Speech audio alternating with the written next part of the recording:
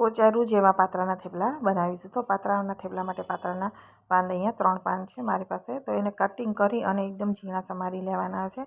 અને સાથે આપણે હવે ઘઉંનો લોટ લઈશું. ઘઉંના લોટની સાથે આપણે પાત્રા નાખી દઈશું જે કટિંગ કરેલા છે. સાથે લીલા ધાણા નાખી દઈશું અને 2 ચમચી જેટલો મેં બેસન નાખી દીધો છે.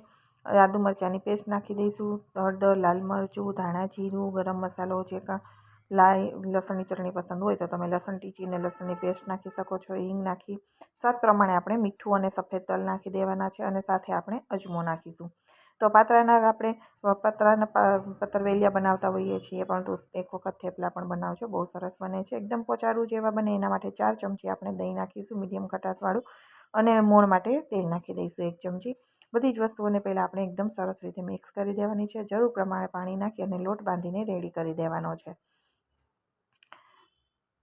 તો થોડોક મસાલો છે ચડિયાતો નાખવાનો છે, જે ટેસ્ટ છે એ વધારે સારો આવે.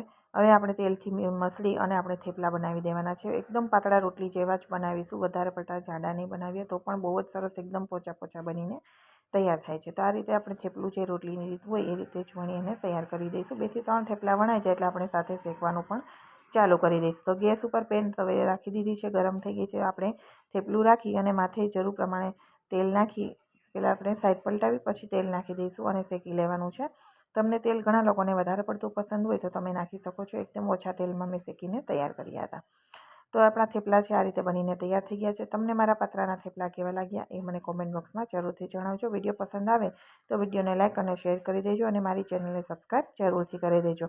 ફૂલ વિડીયો યુટ્યુબ ઉપર અવેલેબલ છે, ત્યાંથી પણ તમે જોઈ શકો છો. એકદમ પોચારું જેવા તમે જોઈ શકો છો. દાંત વગરના ખાઈ શકે એવા સરસ આપણા પાત્રાના થેપલા બનીને તૈયાર થઈ ગયા છે.